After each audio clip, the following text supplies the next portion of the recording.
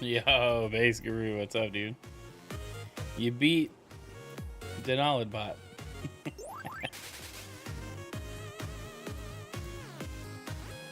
Oh, Denalid coming in with the hydrate, though. Right off the bat, man. Batman. My guy. What's up, dude? Good to see you.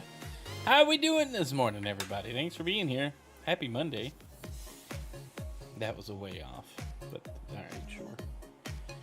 We got game news this morning. I'm pretty excited. There's not like some major stuff to talk about, but Silksong has impacted the industry in a big way. So we're going to jump into all of that, and it's going to be good. I have lots of thoughts and opinions. He needs to adjust his bot. The doodad's button moved on mobile, yeah.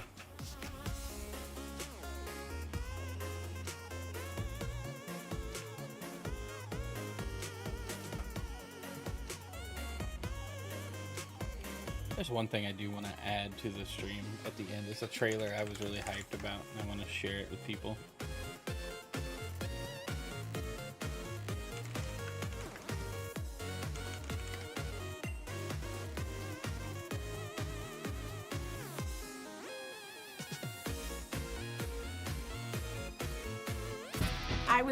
Oh my gosh, why are we getting ads? YouTube, stop it.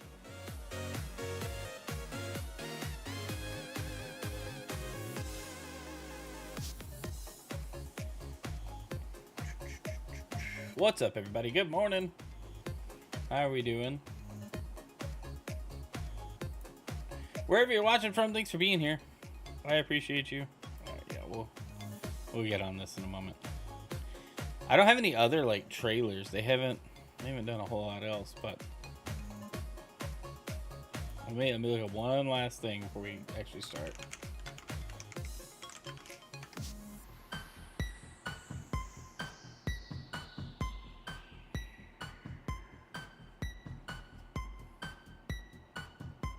This song is such a jam.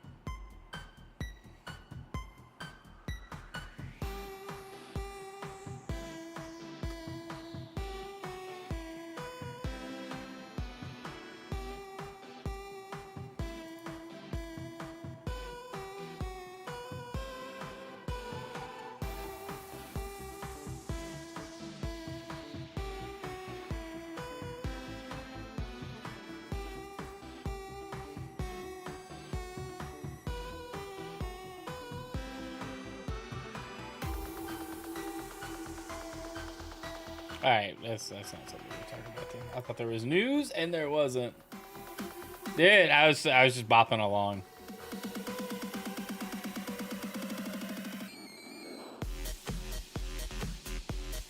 That was my bad. Alright, what's up, everybody? Well, let's just jump in. Why don't we? Good morning, good to see ya. Happy Monday. What a weekend, right? I had a lot of fun. Trying to get to my music mix here. It needs to come down a significant amount. But anyway, good to see everybody. Welcome back to another game news show. It's Monday. So we're going to be talking about stuff that happened over the weekend, or at least since last Wednesday, which hasn't been a lot. Been real quiet. I don't know. Jenkins, I am alive. Or at least I hope so. But there wasn't a whole lot going on over the weekend, which could be a good thing. Could be... I don't know. I don't know how to take it. But we got a lot to talk about. Silksong is the biggest thing. It has impacted the industry in a way that I didn't anticipate, and I don't know that anybody else could have anticipated. We're going to talk about that. There's a lot to talk about with Silksong. Just... From what it was originally going to be to what it is now, there's a lot. We have several articles to cover, but let's jump in with our first article here. Sonic Racing CrossWorlds leak reveals unannounced DLC rider. It's from Insider Gaming. CrossWorlds may have spoiled a new DLC rider by accident if the leak is true. upcoming racing title, which sees Sonic and friends compete in high-octane races, is one that fans are excited to play. I myself is included in excited to play camp. With the open beta ending last weekend and a demo on the way, September's 22nd, 25 release date can't come soon enough. Unfortunately, a new leak may have ruined the surprise of a famous Sega character being free DLC. And so somebody snagged a picture of the box art, and we can see Knights in here. That's a beloved Sega IP for back in the Saturn days. And that character, they've not talked about Knights being in the game at all. And so that's kind of weird that's where we are. But kind of cool. It's not a major leak, and it's not like, oh gosh, whatever. It's not surprising. It should be in the game. Knights should be included with all the other Sega properties included. So kind of makes sense to me. But anyway, we got that. That's cool. Looking forward to picking up this game. And Knights is just a nice inclusion. I love the original game. The Wii sequel was not great, but we'll leave it at that. All right, let's move on. The Lenovo Legion Go 2, Lenovo Legion Go 2. These handhelds need shorter names. I don't want the Asus Xbox ROG Ally X Plus Premium Edition. Just call it like something better. So the Lenovo words. Lenovo Legion Go 2 releases in October, starting at eye-wateringly $1,100. This is just a gaming handheld PC. Gaming PC handheld. What am I trying to say? It's a handheld. You want my handheld. Anyway, Lenovo. Lenovo has officially revealed the Legion Go 2, the sequel to the 2023 handheld gaming PC. The handheld was first shown as a prototype at CES 2025, but is now set to come to market on October 31st. Happy Halloween, everybody. The Lenovo Legion Go 2 is a Windows 11 based handheld PC that features the same 8.8-inch screen as its predecessor. The difference there, however, is the new screen is an OLED panel with a 1920 by 1200 resolution, down from the 2560 by 1600 of the original, and 144 hertz refresh rate. So I gotta say, it's a very large handheld. Cries in poor. Is very large. I have had the opportunity to mess with the original Legion Go or whatever it's called, and that thing is beefy. An OLED screen though, oh my gosh, that is like premium product. Joy-Con style controllers are pretty cool. Obviously not used in the same way the Switch and Switch 2 use their Joy-Cons entirely. I don't know if there's motion built in. Probably can be used as a mouse. Nintendo's ideas aren't all that original, but it is a very cool product. Would this be better than the ROG Ally, the Xbox version? I think so. The OLED screen and the bigger screen seems more appealing. But the specs, which we'll jump into here, it's using I believe the same chipset as the ROG Ally and ROG Ally X. So you get the Legion Go 2 and the Legion Go 2 Z2 Extreme. And yeah, you're just getting slightly more performance. You can get 16 or 32 gigs of memory. This one definitely has 32 gigs of memory. The screen's the exact same. Battery's the exact same. All the inputs are the exact same. Really, the only difference, and this is $1,200, $1,100, depending on how much RAM, $1,350 or $1,480. Where they're different is the CPU and GPU. So it's an APU, so the processor and GPU are all in one, right? That's what we're seeing. Consoles have been doing it for years. Now it's in handhelds. So now, the difference is performance. You can get slightly better performance, better graphics, maybe better everything else. I don't know what the differences are between the Z2 and the Z2 Extreme, but that's the APU in it. Looking forward to seeing how this works. I believe it's the exact same chipset or very close to what's in the Asus Xbox ROG Ally X featuring Dante from the Devil May Cry series. These names are getting out of hand, chat. The difference is the extremities. Yeah, Nintendo really did start a whole new market and perfected it. I think so. But I'm looking forward to this releasing. I like the competition in this space because it's way more interesting. It's how optimal of a PC can we build. And then this article, I don't think it covered it. I just kind of gave up on it because reading about the specs isn't as interesting. But the Legion Go 2 is getting the same full screen Xbox experience that the Asus ROG Ally is getting with the one that releases pretty soon. So it just kind of feels like Microsoft is going to go, hey, everything that runs Windows 11 on these handhelds will get this full Xbox mode, and it's going to be good, and you should look forward to it. And I think that's necessary. Like the targeted performance and everything else is super good. Again, interesting to see how these go head to head. Yo, what's up, Dan? Good to see you, man. How was your weekend? All right. Anyway, let's move on to our next topic. I'm looking forward to this, though. I'm very, very strongly considering a handheld PC device. Yeah, buy money. Indeed. All right. A slight update on Kingdom Hearts 4 and I guess Final Fantasy VII Remake Part 3. Nomura insists, well, let's just read the article. The subtitle usually gives it away. Kingdom Hearts 4 was announced during a Kingdom Hearts 20th anniversary event in 2022. 2022, guys. That's when that trailer came out. And since then, little detail has been shared. I added an S. Meanwhile, Final Fantasy VII Remake Part 3 is expected to close out the remake trilogy on the current generation of consoles and has reportedly been in development for more than 2 years. Le gasp. Speaking during a new live stream translated by that guy on X, director Nomura was asked for an update on the two games and claimed that they were progressing well. Regarding Final Fantasy VII Remake Part 3, Toriyama supposedly said we will have news around the time of the second anniversary of Final Fantasy VII Ever Crisis. We are making great progress on the game, he said. I can't say anything else, but we are indeed making a lot of progress with the game. We already have decided when we will make the announcement as well, and we'll stick to that time schedule, so don't worry, but please wait for it. He added, on the same note, I'm seeing a lot of comments asking about Kingdom Hearts 4. We are making great strides and going according to schedule, so please wait for more information on that. What's the schedule for Kingdom Hearts 4? When I'm 50? That's in an uncomfortably small number of years. I just need you guys to realize this.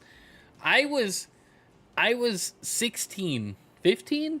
I was a youngin' when the original launched. I've doubled my age since Kingdom Hearts 1. You know? Making gains in the gym, playing Overwatch? Nice. I gotta get back in the gym. That's gotta happen. So yeah. It's like, what are we waiting on? You know, what's the ROI on Kingdom Hearts? Dude, Disney's been making a bigger push in it. Let's talk about that. 39 here. Yeah, I just turned 37, so I feel you. Literally last week became 37. All right, last year, the director of Final Fantasy VII Rebirth said he wants to see the remake trilogy appearing on more platforms. The first part of Final Fantasy VII Remake was initially a PS4 exclusive before coming to PS5 and PC more than a year later. The second part, Final Fantasy VII Rebirth, followed suit by initially releasing only on PS5. I imagine it's coming at some point. Join the Beard Gang as well, but I never grow to your league. Happy birthday. Thanks, man. Doubled age at half sanity and energy. Get out of here, Jenkins. But anyway, I was just excited to see something for Kingdom Hearts because I've really just been wondering, is the game okay? Is Sora still happening? Like, are we still getting Kingdom Hearts 4? It looks like we are, eventually, maybe, one day. You know, I might be a grandparent by then, but who knows? Hopefully not. But it is what it is. Anyhow, let's move on. All right, I thought this was interesting. This is a very small bit of thing, but Steven Spielberg was interested in directing a Call of Duty movie. So we got news last week, and I don't know if I covered it, but Paramount is going to be heading up producing a Call of Duty movie. And apparently, Spielberg wanted to direct the movie. And let's see, the report adds, Spielberg is famously a big gamer and has a special love for the Call of Duty franchise. However, when bringing Spielberg on, Activision would have to abide by his rules, which include top-of-market economics, Final Cut, and full control over production and marketing. These requirements spooked Activision, and they opted for David Ellison's pitch instead, as it provided them with more control over the movie. Nevertheless, as this information does not come from an official source, readers should approach it with caution. So basically, Spielberg was like, I want to make the Call of Duty movie, and I want to make it my way, and you have to do what I say. I'm Steven Spielberg. Imagine this situation in like the 90s. Spielberg wants to make a video game movie on a huge franchise. You don't turn Spielberg down. But now, gaming is so big, Activision's just like, nah, we're not doing that. Does feel like it might be a bad idea. Because it is Steven Spielberg. Like, what? Hopefully that Call of Duty movie doesn't turn bad. But I don't know. That seems like a mistake, doesn't it? You have to do it my way. I'm Steven Spielberg. Not many people can get away with that. Oh, it's true, though. It's so true. Like, I don't see what would have been spooky about being told, hey, look, I know that you guys own this IP, but I have made movies for decades now. You know, like, come on.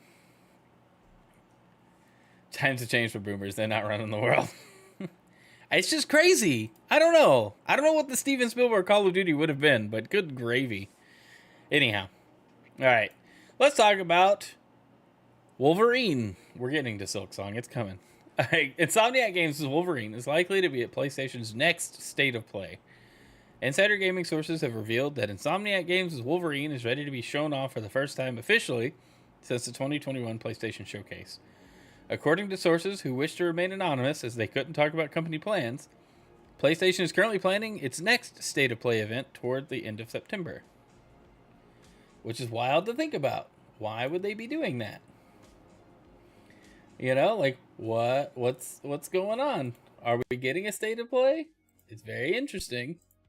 These leaks are all over the place, though. It's so weird to me. Also, I just realized that my mic effects weren't on. So if you're watching this after the fact, my voice suddenly sounds weird. None of the effects were on. And I just remembered to fix it. Middle of the stream. Anyway. The State of Play has been rumored. We've talked about this last week. Rumored for the end of this month. And, what do they have to show? Well, Wolverine, that's a good place for it. Just sounds as squeaky as normal. Excuse me? Wow, Dan. Other sources revealed that Insomniac Games' Wolverine is almost certainly going to be at the event, as the production of its next trailer has now been completed. If the game doesn't appear at the State of Play, then the trailer will undoubtedly be released in the next few months, with the Game Awards being the next likely candidate. That's true. Game Awards are coming up. The ransomware attack leaked a bunch of stuff from Insomniac in December and whatever. And so, yeah, there's a high chance that Wolverine shows up at the next State of Play, which is at the end of this month. So, looking forward to that. Hopefully we get more. Hopefully the game looks good. Mic drop. Wow. Anyway, I'm looking forward to this. I hope it's I hope it's in the same vein as Spider-Man, being, you know, a Marvel property and everything. But I want this to be more of like a brawler than a like open world exploration game. I think a brawler would make more sense for Wolverine. I don't know about open world exploration. Wolverine's pretty like mission focused as a hero. He doesn't just wander and explore, you know? Anyway, cool. I'm excited to see it. I hope we get a good trailer and get some gameplay. All right, let's go. All right, let's talk about Silksong's launch last week. Hammer's Steam, Xbox, and PlayStation and Nintendo stores. Many players have been left unable to purchase the highly anticipated game, which finally launched on Thursday. Broke the internet. Team Cherry's much anticipated Metroidvania sequel, Hollow Knight Silksong, caused technical issues across virtually all major storefronts when it released on Thursday, with many players left unable to access the game. Shortly after Silksong, the most wish-listed title on Steam went live. Users reported being unable to access its game page on Steam or purchase the title on Xbox, PlayStation, or Switch. Players had more luck purchasing the game remotely via PlayStation, Xbox websites, or apps, and accessing in that way, but otherwise, it was one final frustrating wait for players who long awaited Silksong's release. On Nintendo Switch systems, Nintendo was even forced to take the eShop store offline for maintenance at the time of publishing. Switch and Switch 2 stores remain offline. Is that true? No. Maybe during the day. I'm sure they came back, though. But that's crazy. Like, crashing, breaking the internet, destroying the eShop. Nintendo eShop crashing for an indie game made by 3 people. I actually love that. That's a great post. So Silksong has been the subject of significant fan anticipation since its announcement 6 years ago, with virtually every major game show prompting speculation that it could finally reappear. Since it was announced in 2019, very little had been seen of Silksong until its surprise appearance at Gamescom in Germany, where it was finally confirmed for release just 2 weeks later. The original Hollow Knight has sold over 15 million copies since its release 8 years ago, making it the best-selling Metroidvania game in the genre's history. Its sequel has been described as GTA 6 for indies, with many indie developers recently moving their game releases to avoid it. So yes, we all know the memes. We all know how excited everybody was for Silksong. Over time and again, every Nintendo Direct was, is this Silksong? Is Silksong coming? Is it coming out now? Where is it? What are we waiting on? Team Cherry hasn't said anything. Is the game canceled? And then it released this year. It'd be awesome. The internet blew up on Thursday and over the weekend. The concurrent players on Steam were off the chart. People were so excited for this game. It's fantastic. I love seeing games. I love seeing good games being wildly successful, and Silksong has not disappointed in that regard. Well earned, fantastic game. Looks great. I'm sure it plays great. I haven't played it yet, but it's just the kind of if it's anything like the original Hollow Knight, which it's a sequel made by the exact same people, so I can assume it's a fantastic game. Getting good reviews, come on. Let's use our logic hats. Anyway, game looks great. It launched on Steam, broke Steam, and everywhere else. I'm excited for it, right? It's fantastic. But this is an indie title. And this is also in the same year we got Clair Obscur Expedition 33, which was made by a small team who had a very focused mission and have been very successful with their game. These are 2 games that didn't have a big AAA budget, marketing, none of that. No big publisher, just, hey, we're a small team, we have a small studio, we wanted to make a game, we made a game. Then Silksong launches at $20, and it's like, what? That's insane value. Not to mention if you have Game Pass, well, hey, now you have Silksong on Game Pass as well. There's so much to this game that isn't just the game. The impact this game is having on the industry is unprecedented. But this is awesome, right? To see. Well, let's go on. So somebody pointed out, Hollow Knight Silksong strained stores, but will GTA 6 snap them entirely? This is from Insider Gaming's Grant Taylor. Hollow Knight Silksong is finally here, and when it dropped on September 4th, it promptly brought digital storefronts across PC, Xbox, PlayStation, Nintendo to their knees. As these platforms buckled under the weight of millions of fans, many started assuming that if Silksong could crash these stores, a game like GTA 6 might crucify them. Silksong accrued more than 500,000 players on Steam alone within hours of release, causing the platform to drop as all these fans kicked off their downloads at the same time, and that's just one example. What can be done to ensure that GTA 6 doesn't decimate the global internet infrastructure when it releases next May? It said, what happened with Silksong? Well, it was an instant smash hit for Team Cherry, with the game skyrocketing up the charts within minutes of being released globally. On Twitch, it exceeded 300,000 viewers before it had even been released, and the demand for the game was so intense, the GamePass verification servers were knocked offline. In many ways, it was an infrastructure stress test, and by some measure, it was a success. It exposed a critical vulnerability in the increasingly digital world of gaming that can be crippled entirely when a title like GTA 6 is released. Fair enough. Silksong was released with no pre-order build up, one trailer, and almost no time between the release date announcement and the go-live date coming around. By contrast, GTA 6 has had one of the most record-breaking marketing loops we've ever seen, and it dominates every conversation about the future of gaming.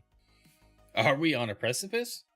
What platform providers must do to prepare? Silksong wasn't even an exceptional circumstance. We've seen this kind of thing occur with many major launches in recent history. For instance, when Fallout 76 was released in 2018, first-time online title from Bethesda offered rampant server instability. WoW Classic dropped in 2019, and unexpected server load led to queues of tens of thousands of gamers. When Blizzard pivoted Overwatch 2 to free-to-play model in 2022, it came with severe server overload issues. Oh yeah, I forgot about that. That was awful.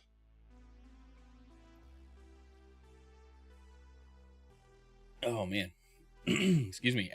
When Overwatch 2 launched as the free-to-play version of Overwatch, you couldn't log in. You sat at the menu, like the title screen. Anyway, every time Escape from Tarkov has a wipe, the servers go haywire and queues crop up all over the place. When Final Fantasy XIV Endwalker came out in 2021, queues became so sizable that Square Enix had to temporarily halt sales. These are the risks we face, and it can be argued that these games won't be a patch on GTA 6. So what can they do to prepare? Allowing preloads and staggered access windows can flatten the curve on launch day and prevent swarming. Invest in cloud-based elastic servers to cope with scaling up and down over a launch window. Have a failover redundancy system for servers that allows for a seamless takeover. Offer better communication on social media and status sites when an incident is taking place. Silksong was a glimpse of what happens when the most highly anticipated games leap face-first into a very eager market all at once. There are concerns that GTA 6 could take what Silksong did and replicate it tenfold, threatening the stability of digital platforms everywhere next year. This article is exaggerating slightly. Yeah, a little bit. I like the point they're making, but I think the difference is preload will definitely exist for GTA 6. Average user, nothing can be done but wait and see if Rockstar Games, Take-Two, and those who oversee the global network infrastructure have done enough to prepare for the GTA 6 release. I mean, these points are good. Preloads and staggered access windows are good, but GTA 6 will most certainly allow preloading. Elastic servers, I mean, they should already be doing this. Like, this should already be a thing. But that's more on PlayStation, Xbox, Nintendo, and Steam to do than it is for Take-Two. These redundancy systems, again, if these aren't already in place, the elastic servers and any kind of redundancy, that would surprise me. And then comms on social media, yeah, these are getting better. So yes, this is a lot of dooming and glooming, but it is a good point that, you know, when GTA 6 finally releases, will the internet break? More than likely, some stuff will get hammered. I think the GTA 6, like, whatever the multiplayer is, those servers are going to struggle. Because you never, for some reason, no matter how hyped up an online game is, even with updates and patches and stuff, they never, like, estimate correctly how hard the servers are going to be hit. So I guarantee GTA 6 Online, day one, is going to be a struggle session for a lot of people. Might work for some, but a lot of people are going to struggle to get in. It is what it is. You know, there's only so much bandwidth that can go around. Until there's more added, anyway. But yeah. Will GTA 6 break the internet? Yes, in a lot of ways. Are the storefronts going to go down? Probably not this time. The issue with Silksong is it went, hey, the game's coming out next week. And we went, yay, download today. You know, like, that's what happened. Wave everyone playing multiplayer won't come out immediately. No way they will do that like they did with the current game. In a few days, people get in and stagger their server openings like some games do. I mean, maybe. We don't know. But yes, I thought this was a good point, but you're right. It's a little exaggerated. It is a little dooming and glooming going on here. Was it fear, uncertainty, and doubt? I think it's a good point to bring up now, but I mean, it's going to end up being a nothing burger at the end of the day.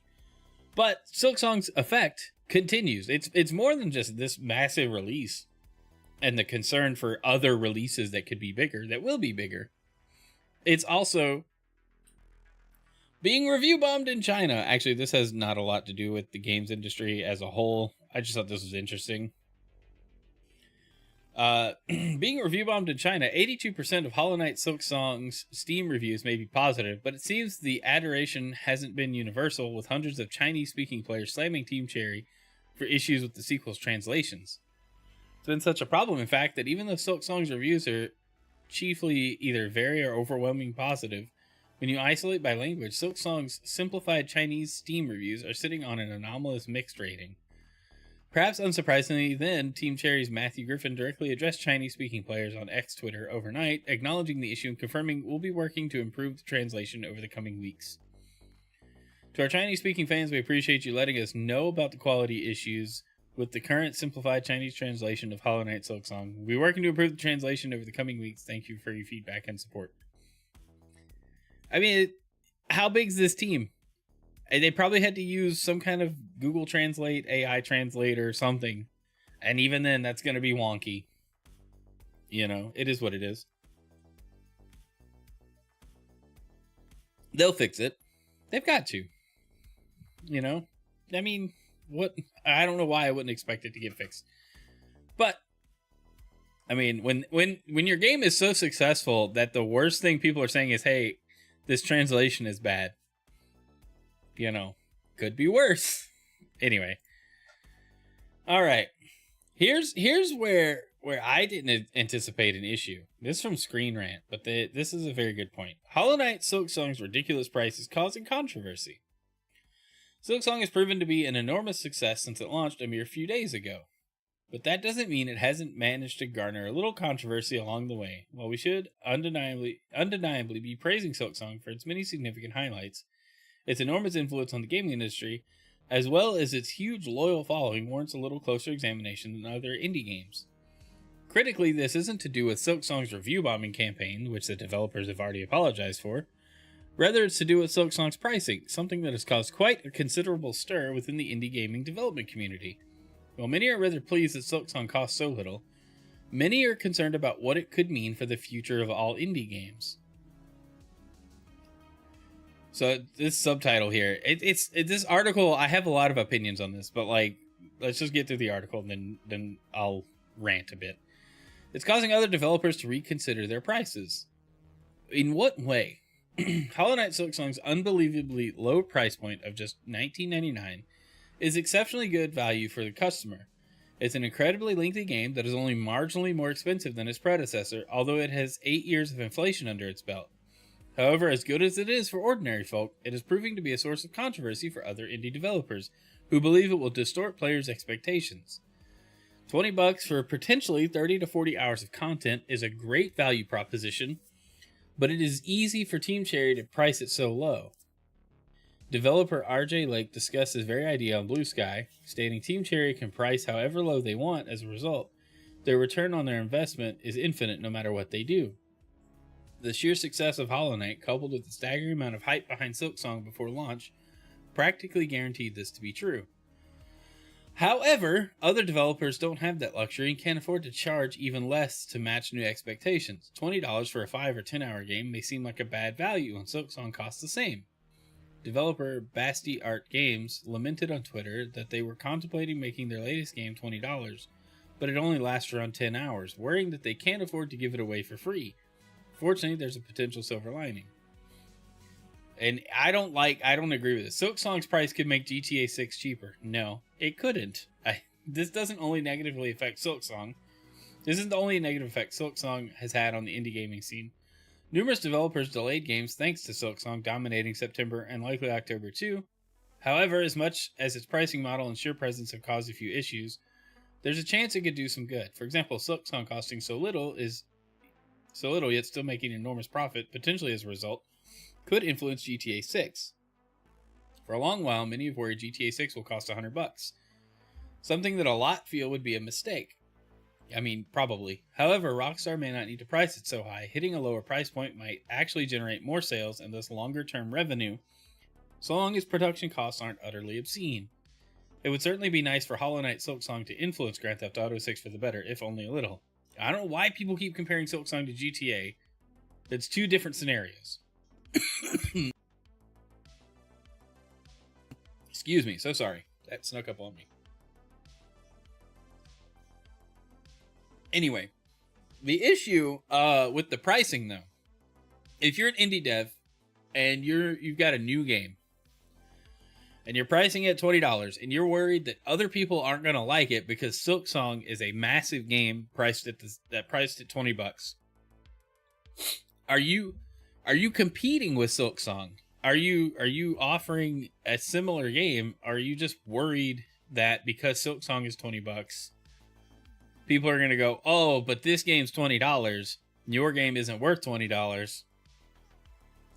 I don't know what to tell you. It's like, that's how you're going to look at it. Then yeah, you're in for a bad time no matter what. I don't think it makes much sense to criticize Team Cherry for making their decision to price their game the way they want to and go, oh, well, it's going to affect us negatively. And it's like, well, that's business. You know? That's how the free market works. You come out and price your game however you want, and you may have to adjust it. You may have to increase it. Maybe you missed the mark. I don't know. Excuse me. I think just holding these guys to a standard that's like, well, you should have priced your game higher for the rest of us is a bold stance to take. And I don't even understand, like, the game's been in development for a while. They probably didn't want to go past a certain price point a long time ago, you know? And the original Hollow Knight wasn't expensive either, just because it's popular. By that token, Among Us should go up in price, and Peak should be way more expensive too, because it's a popular game. People are buying it. Peak's a better value than Hollow Knight 2 by that argument, just because it's $8. You know, like, you're minimizing your own efforts when you make this comparison. Like, if that's what you're doing, if you're making a game and you're worried, like this guy, you know,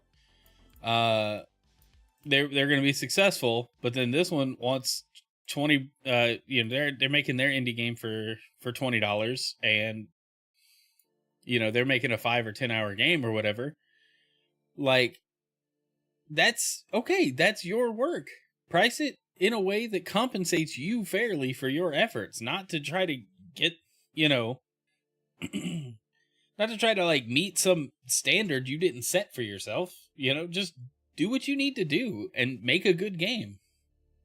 People are going to get so worried about, I don't know. It seems like comparison, strictly comparison. Oh, they're successful. I'll never be that successful. Well, you don't know that. You're making your game. Make your game. They're scared the AAA bubble is popping. That's where I was coming to. I wanted to address the indie devs first because, like, I understand why you might feel threatened by Silksong, but you didn't make Hollow Knight. You don't get, you need to make a good game. The reason Silksong is popular is because of the work they did for the original Hollow Knight. It's not that Team Cherry just, thought up a brand new game out of nothing. They built on what they did right the first time. So if you're releasing your first ever indie game, good luck. I hope it's good. On the flip side, the GTA 6 comparison, I'm excited to see that AAA bubble pop. Because it's being torn. It's being the needle has poked through the bubble. Because with Claire Obscure and I'm so sorry, my phone's ringing. Anyway, making sure it wasn't my wife.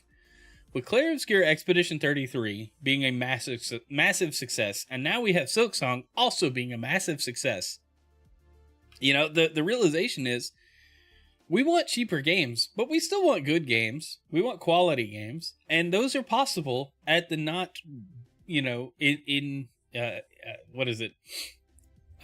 offensively expensive budgets that a lot of these AAA publishers are pushing. It's reality. We're here. You want to charge $70 or $80 for a game? Go right ahead. But Silksong is $20.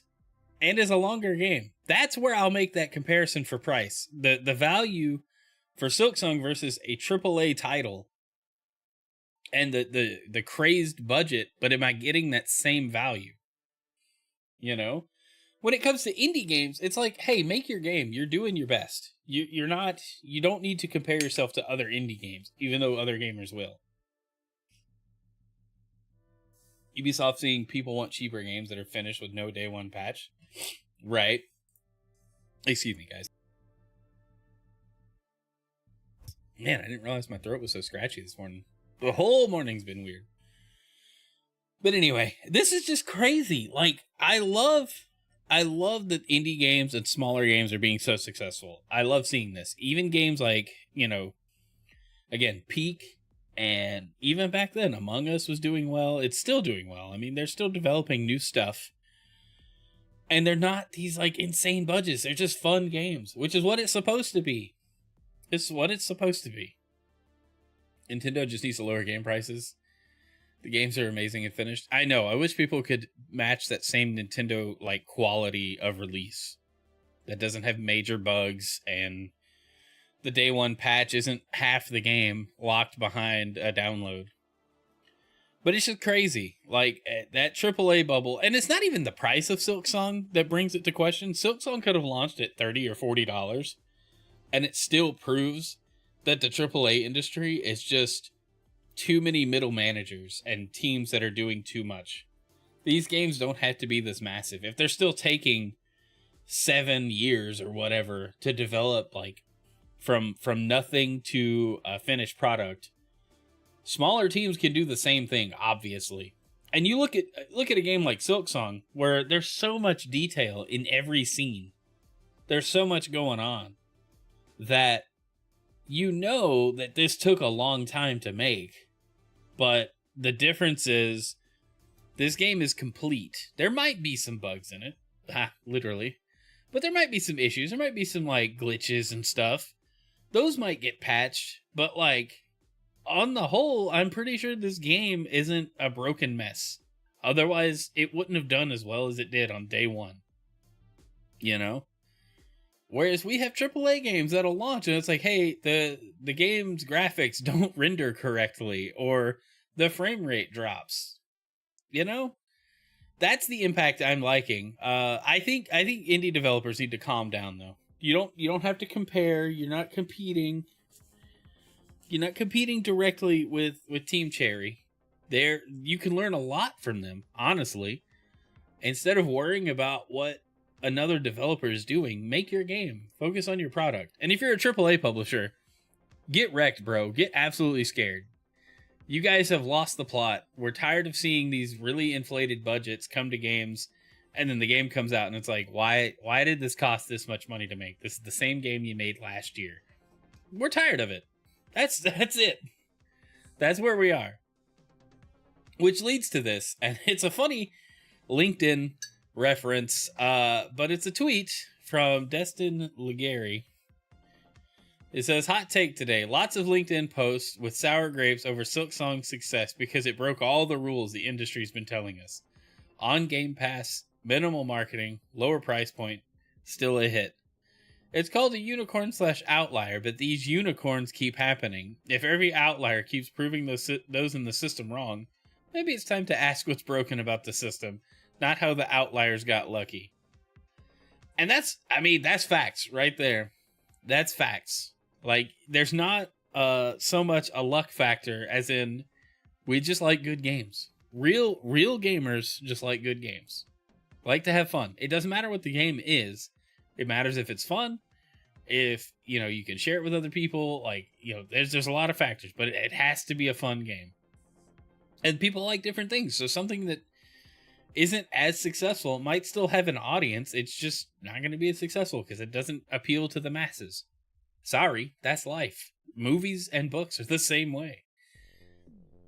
Love Fortnite was ruined modern gaming with Battle Pass in-game purchases. I think Fortnite is a 1 in a million game, and it came out at a perfect time. AAA are trying to replicate that. Well, unfortunately, yes. AAA is far too focused on what made Fortnite successful instead of trying to make their own thing. And I guess that same argument I've made toward the comment I made towards indie devs still applies. applies to AAA. Make your game, make it good. Stop making bad products and bad games. It's really that simple.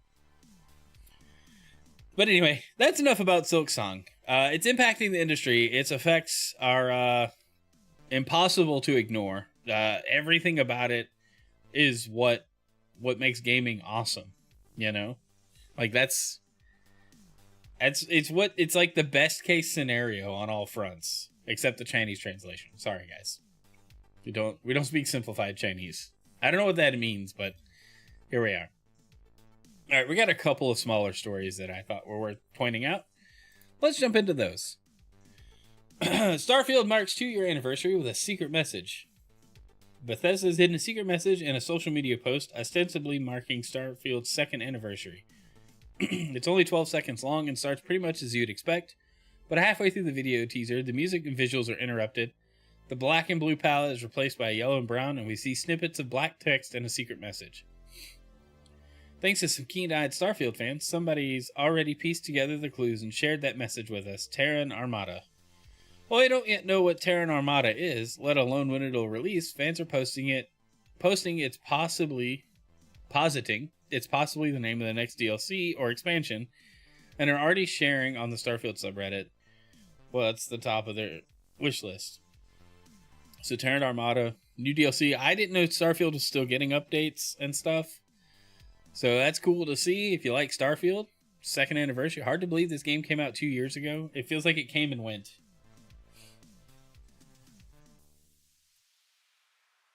Games that have lots of love and care put into them have been great. Death Stranding 2, DK Bonanza, Silksong, Expedition 33, still around. Me who's playing No Man's Sky with free DLC. With the 20th free DLC, yeah. That's where Starfield, I think, wanted to be, but no. Can't be No Man's Sky either. But that's cool. Alright. Speaking of Bethesda, former Bethesda boss Pete Hines has strong words about subscription services in gaming. He says they're a real problem. In an interview with Double Tap, Hines began by saying he doesn't work at Bethesda anymore and is under no assumption that he knew what he knew when he was there still holds true today. What he knew, I don't know. Anyway, point he's making is, when I worked there, things are different than they are probably now. He believes he was involved enough in gaming still today to understand what I considered to be some short-sighted decision-making several years ago, and it seems to be bearing out the way I said. I'm so sorry, guys. Hines said his main issue with a subscription service like GamePass or others is that the economics might not always make sense, and that's a critical point in a world with mass layoffs, studio closures, and game cancellations. Subscriptions have become the new 4-letter word, right? You can't buy a product anymore. When you talk about a subscription that relies on content, if you don't figure out how to balance the needs of the service and the people running the service with the people who are providing the content, without which your subscription is worth jack nothing, then you have a real problem, he said. Hines went on to say, a company behind a subscription service for games need to properly acknowledge, compensate, recognize what it takes to create that content, not just make a game, but make a product.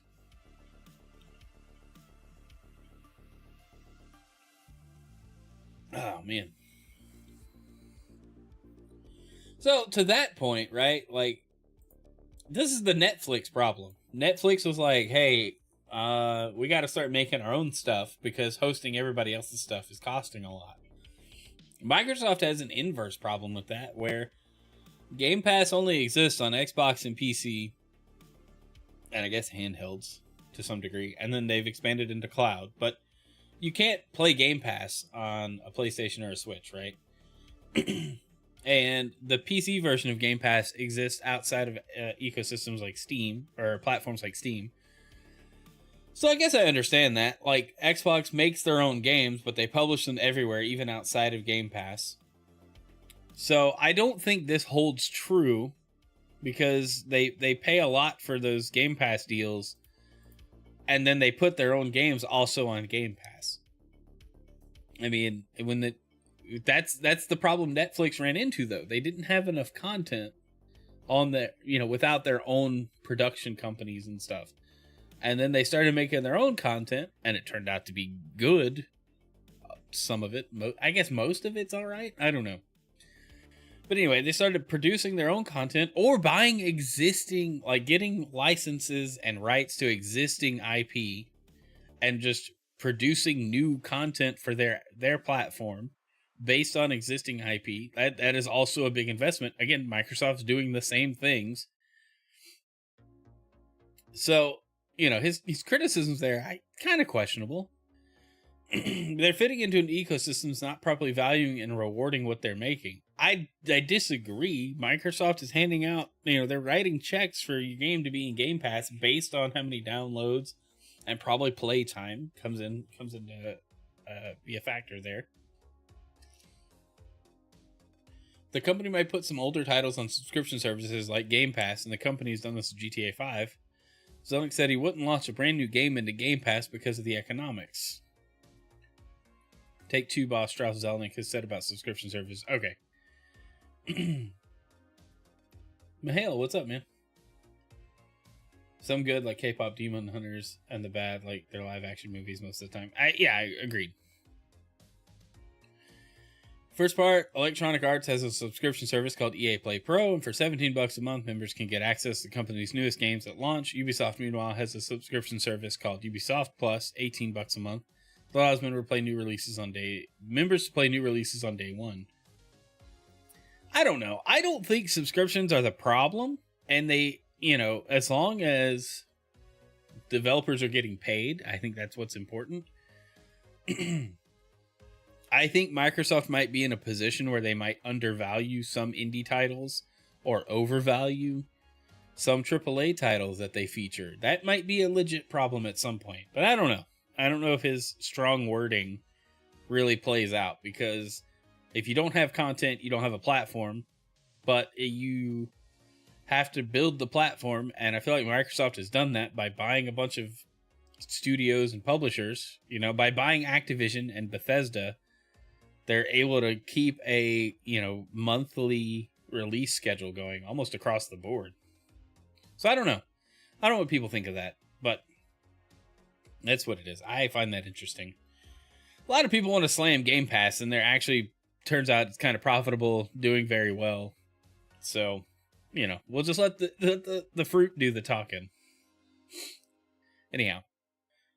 All right. Oh, this is sad news. Nintendo ends repair support for new 2DS XL, meaning all 3DS models are now no longer supported. So, Nintendo officially ended the repair support for new 2DS XL after it ran out of parts. Where's the thing? As we have run out of parts needed for repairs, we've discontinued repair services for the new Nintendo 2DS XL as of September 4th, 2025. Repairs for all of their 3DS series systems have also been discontinued.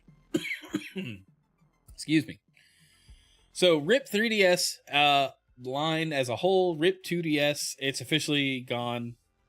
eShops are gone. Wii U support ended in 2024. Everything's done. It's now purely Switch 2. And that's it. That's all we got. But it's kind of sad to see it go. End of an era. That kind of thing. Man, I am struggling this morning, y'all. But anyway, yeah. So I thought that was really sad to see, and Nintendo does this. They run out of parts. They go, oh, well, we can't support it anymore. It's over. Anyway. All right. I have one last thing. It's a trailer. I want to watch it. I'm really excited for this. It's a fan remake. This isn't official, but I'm very excited to see it come out. So, yeah, let's watch it. Maybe. Can you hear it? Nobody can hear it, can they?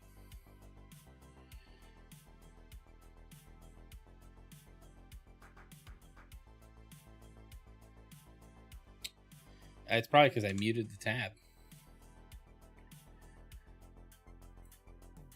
Unmute tab. There we go. I'll restart it. It blared an ad at me earlier, so I was like, no, we're not doing that.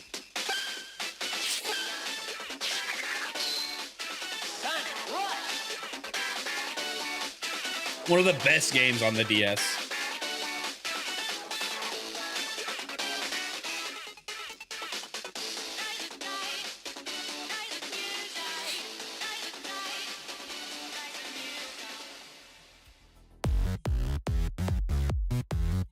I'm so pumped for this.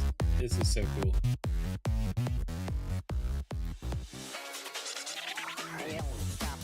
I just love that they've basically ported this game, but like developed from the ground up. And I don't normally feature fan games, but this is one I want to do on stream. I think this is fantastic.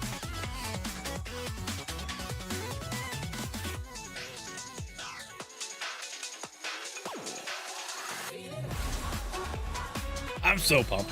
The soundtrack alone to this game is just amazing.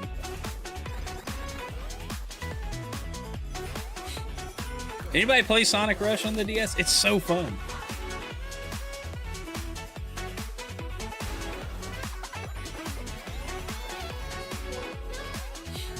I'm just so pumped for this. So anyway, there's Sonic Rush Rerun. Looks awesome. I can't wait to jump into it. I'm very excited for this remake fan game item.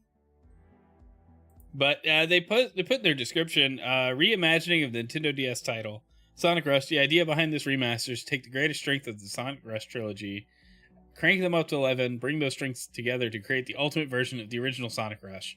I want to make a definitive version of Sonic Rush for PC with additional content and to fix problems with the original game. I'm just excited to see it. They've also remixed the soundtrack and stuff a bunch. Looks cool. Very small trailer. Most people don't care, but I'm excited for it, and it's cool. I don't normally cover fan game stuff, but every so often, the Sonic modding and Sonic fan game community comes out with a cool idea, like Triple Trouble 16-bit. It was one of my favorite Game Gear games of all time, reimagined as if it were released on the Sega Genesis. It's super cool. Dan, hey from YouTube, what's up? But anyway, that's it for the game news today, y'all. That's all I got time for. So I hope y'all have a great day ahead of you. We're going to find somebody to raid out to. And then I'm going to go to work and do, I guess, real life things. So, yeah, you guys have a great day. Love you. Thankful for you. God bless. And we'll see you soon. I guess tomorrow night. Hopefully tomorrow night. Anyway, bye, guys.